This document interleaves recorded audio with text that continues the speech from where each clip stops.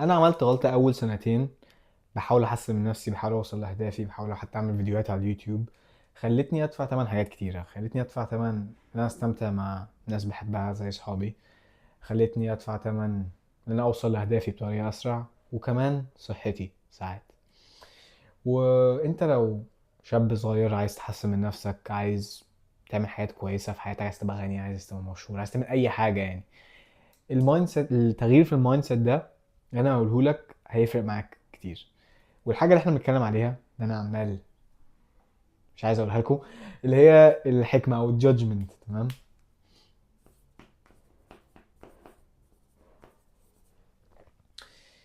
الجادجمنت دي هنقسم الفيديو يعني لحاجتين: ليه هو وحش،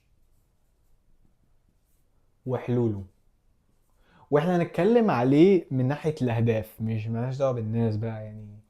البنات يعملوا جادجينج بعض بقى، والولاد يعملوا جادجينج بعض، ده واد ده قوي، واد ده ضعيف، الواد ده شكله هزق. لا، ملناش دعوه بكده، بس قصدنا يعني لاهدافنا يعني. فهو ليه بقى هو وحش؟ اول سبب، يلا نقول اللي هو في حد عايز يحسن من نفسه، مثلا علاقته مع بنات مثلا، عايز يروح يتكلم مع بنات. واحد هنقول شكله حلو، ممكن ما يبقاش شكله حلو بس هنقول شكله حلو. تمام. عنده شويه ثقه مش قوي، بس هو طول حياته اهله، السوشيال ميديا، واصحابه مثلا، صحابه لوزرز مثلا، بيقولوا له اه بنات وحشه، بنات تضييع وقت، بنات كلهم شمال، ركز على نفسك وابقى غني وابني نفسك وبعدين روح اتكلم مع بنات. اللي هو حاجه كل المصريين بيقولوها يعني. وهو بقى دلوقتي شاف صحابه مثلا اتغيروا شويه، سمعوا كلامي انا ما بعملش فيديوهات على ازاي كلام بنات، بس هو سمعوا كلام حد مثلا متكاوي بلاش متكاوي، اي حد تاني، ومثلا راحوا اتكلموا بقى مع بنات، وبقى عندهم جيرل فريندز مثلا، بيعرفوا يتكلموا معاهم، يهزروا معاهم، حاجه طبيعيه، كل راجل بيبقى عنده الاحساس اللي هو عايز يروح يتكلم مع بنات يعني. فهو دلوقتي بقى عندهم جيرل فريندز، وهو يعني الوحيد اللي ما عندوش. فهو عنده حكومات او عنده جادجمنتس مش بتاعته اصلا اول حاجه، بس هو مصدق اللي هو بنات تضييع وقت وحشين ومش عارف ايه. فهو دلوقتي شايف صحابه بيتكلموا مع بنات، هو مش عارف يعمل كده يعني. كل ما يشوف بنت يخاف، مثلا لا بنات تضييع وقت، لا انا هركز على نفسي، ام لوكد ان. لا بص، اي حد يقول لك انا هركز على نفسي اعرف هو ما بيعرفش يتكلم بنات. في كيسز معينه ممكن هو فعلا مركز على نفسه، بس معظم الوقت هو مش مركز على نفسه، هو بس خايف. فهو دلوقتي عمره ما يعرف يوصل للهدف بتاعه، عشان بنى سجن لنفسه. الجادجمنتس دي خليته يبني سجن مش عارف يخرج منه، غير لو طبعا غير البيليفز بتاعته، بس دي بتبقى صعبه جدا. ده اول سبب. تاني سبب ايه؟ ثانيه، معايا الورقه بتاعتي. تاني سبب بتخليك بقى الجادجمنتس دي تصدق حاجات بتاعت ناس تانية زي ما احنا قلنا هنا. انا مثلا بحب اعمل فيديوهات على اليوتيوب جدا، اكتر حاجه بحب اعملها تقريبا انا اعمل فيديوهات زي دي، اتكلم براحتي. بس مثلا في ناس كتير قالت لي ان انت لا، انت محتاج تعمل فيديوهات لما تعمل حاجه في حياتك وبعدين تتكلم عليها، مثلا تعمل فلوس كتيره جدا وبعدين تتكلم عليها. وانا بطلت اعمل فيديوهات، لان اي حد مثلا بمخه يقول طب انت لو بتحب تعمل فيديوهات ليه بقالك فتره ما بتنزلش، وبالعافيه بتنزل مره في الشهر لو بتنزل مره في الشهر؟ عشان انا صدقت ناس قالت لي اللي هو انت لازم تبقى عندك نتائج الاول وبعدين تتكلم عليها، واي حاجه تانية تضيع وقت. ليه؟ يعني ليه اعمل في نفسي كده؟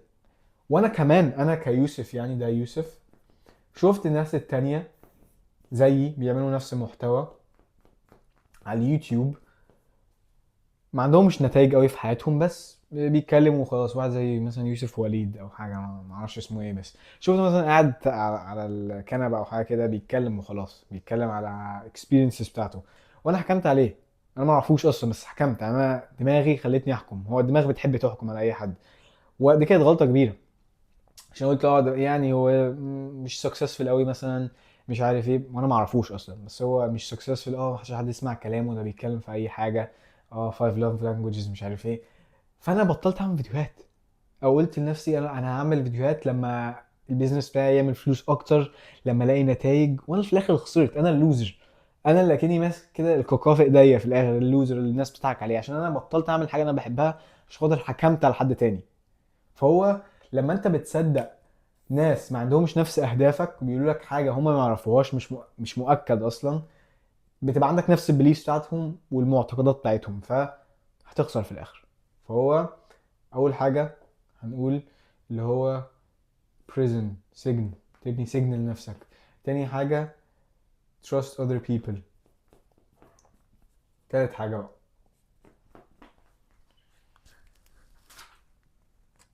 بقى بتخليك انت مش عارف تتغير. يعني مثلا ده اللي هو كان عايز يتكلم مع مات، مش عارف يتغير، يا عيني مش عارف يتغير فعلا، عشان هو عنده جادجمنتس، هو مش عارف هي جت منين اصلا، من هو صغير من هو كبير مش عارف هي جت منين. ف زي مثلا الناس بتقول انا لازم اتفرج على المسلسل بتاعي قبل ما اذاكر. انا مش بتاع مذاكره قوي، انا لعبي، انا شقي من وانا صغير، فلا انا مش مذاكره، مش بتاع مذاكره قوي، فاهم؟ انا بتاع رياضه بقى وكده. ومثلا واحد مثلا عايز يبقى غني، لا الناس الاغنياء كلهم طماعين بصراحه، مش ما اقدرش ابقى، يعني ما اقدرش ابقى عايز فلوس للدرجه دي. تمام، فهي عشان كده بتخليك بقى مش عارف تتغير بقى. انت تمام، انت دلوقتي عندك بليف ومش عارف تغيره عشان حكمت على الناس، انت ومش عارف البليف ده جاي منين اصلا، فبتخليك ستاتيك ما تتغيرش. زي برضو سجن، تبني دايما سجن حواليك، غلط جدا. فهو دولت الثلاث اسباب للحكمه او الجادجمنت على الناس وحشه. تمام، دلوقتي بقى هنتكلم على الحلول، حلول للموضوع ده. الوايت بورد مش موجود معانا دلوقتي، وايت بورد في مصر، مصر ام الدنيا. هي فاكرين وايت بورد لما كنت بعمل عليها؟ انت بتكلم مين يا يوسف؟ ركز يا ابني. تمام، فالحلول بقى بتاعت الجادجمنت وكده، حد عنده هدف مثلا يبقى فيتنس انفلونسر، نفسه يعني فاهم، بيبص مثلا على اي فتنة، مش عارف اي حد اسمه ايه،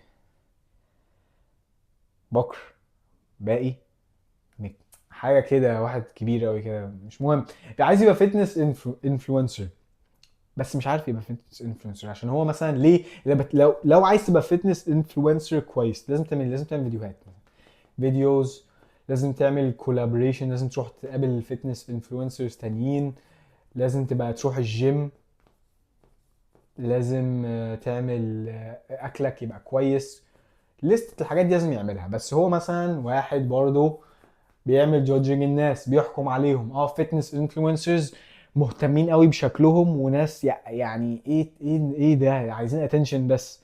تمام، هو دلوقتي بيبص لهم، هو عايز يبقى زيهم بس ما بيحبش حاجات بتاعتهم. يعني مثلا طب ازاي بنت مثلا، ازاي هي توري جسمها بالطريقه دي؟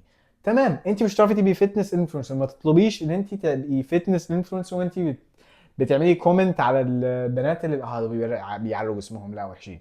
تمام، ما تطلبيش انت تبقي فيتنس انفلونسر. مثلا ده مثلا انتروفيرت، ما بيحبش يتكلم مع الناس قوي، انا ما بحبش يعني فاهم الكاميرا مش قوي، انا انتروفيرت بحب ابقى في حالي. تمام، ما تطلبش برضو تبقى فيتنس انفلونسر لو انت فاكر انت انتروفيرت. انا ممكن انتروفيرت، انا كل حد، هو ممكن كل حد قال لي، بس انا ممكن مش انتروفيرت.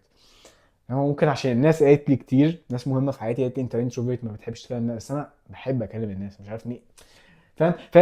فشفت يعني انا كمان الحاجات دي معايا انا، يعني مفيش حد بيعرف يهرب قوي من الجادجمنت. ف احنا كنا بنقول ايه؟ ما تعملش جادجنج، عشان انت لو مثلا عندك حلم تبقى حاجه وانت بتعمل جادجنج الناس دي وانت مش unconsciously او consciously، يعني في الباطن، عقل الباطن، ايوه اسمها العقل الباطن، ممكن ساعات مش حاسس ان انت بتعمل جادجنج من جواك مثلا، فبتخليك ان انت مش عارف تتغير، وبتخليك ان انت مش عارف تعمل ايه. فانت اسال الهدف، ask the goal، انا محتاج ابقى اعمل ايه عشان اوصل لهدفي، ويبقى عندي بيليفز ايه ومعتقدات ايه. بس اسال هدفك، ده الطريقه الوحيده ان انت ما تبقاش انسان جادجي وتحكم على الناس. يبقى عندك حكم، يعني لا ممكن تحكم على الناس، بس انت لو عندك الهدف ده، انت لو عندك الهدف ده وصلت له هتحكم على الناس بطريقه مختلفه، بالذات لو انت بقيت فيتنس انفلونسر كويس. يعني اسال نفسك المعتقدات اللي عند الفيتنس انفلونسر ايه، اللي هو بيحب يعمل فيديوهات، بيحب يخرج كتير، بيحب يعمل كولابريشن، واكستروفيرت، بيحب يكلم ناس كتير، بيحب يروح الجيم، بياخد باله عن نفسه، مش شايف مثلا اللي هو لو اكل وعد الكالوريز بتاعته يبقى حاجه وحشه وغلط، فاهم؟ ده الموضوع من الاخر يعني. تاني حاجه، دي بقى حاجه موجوده في مصر، اللي هي الدماغ، دماغ صعيدي ما بيغيرش رايه، فاهم؟ في ناس بقى بتفتكر ده واد جامد، ولا ما غيرش رايه بقى ومش عارف ايه. ده افشل واحد في العالم، تمام. الواحد الصعيدي ده اللي ما يعرفش يغير رايه في اي حاجه، ده بجد افشل واحد. اللي هو التفكير الابيض والاسود، انا اعتبر ده اسود، ماشي، تمام. يا اما يمين يا اما شمال، مفيش في النص. دول بيبقوا افشل ناس ليه؟ عشان زي ما احنا بنقول هنا، ما بيعرفوش يتغيروا خالص. مثلا هدفه اللي هو يبقى غني، هو من هو صغير بيقول لا انت تبيع وحش، انت تبقى سمسار وحش، او انت اي حاجه بقى، هي بتبقى كده. ما يعرفش يغير رايهم. اي حد ما يعرفش يغير رايه اعرف اللي هو انسان فاشل ومش هيوصل لحاجات كبيره، تمام. فما يبقاش عندك الدماغ السعوديه او باينري ثينكينج، يعني لو احنا هنبقى متعلمين بقى وكده. فهو ما تبقاش عندك دماغ سعوديه وغير رايك زي ما انت عايز. بدل ما انت عندك هدف، اسال هدفك انا عايز، انت محتاجني ابقى عامل ازاي، وابقى الانسان ده بس. ده الفيديو بتاعنا عن الجادجمنت. بقالي كتير ما عملتش فيديوهات بصراحه. انا عملت انجوينج الفيديو ده اكتر من فيديوهات كتير، عشان مثلا مش مهتم قوي بالايديتنج واللي حد يشوفه. انا عملته عشان انا بحب اعمل فيديوهات، وعملته برضه عشان في حد بعت لي مسج اسمها دعاء، قالت لي امتى الفيديو بتاعك، والفيديوهات بتاعتك كانت جميله جدا، و يعني يعني احساس كان جميل، فعملت الفيديو ده برضه عشانها. وبس. ده الجادجمنت، ليه هو وحش وازاي تحله. مع السلامه.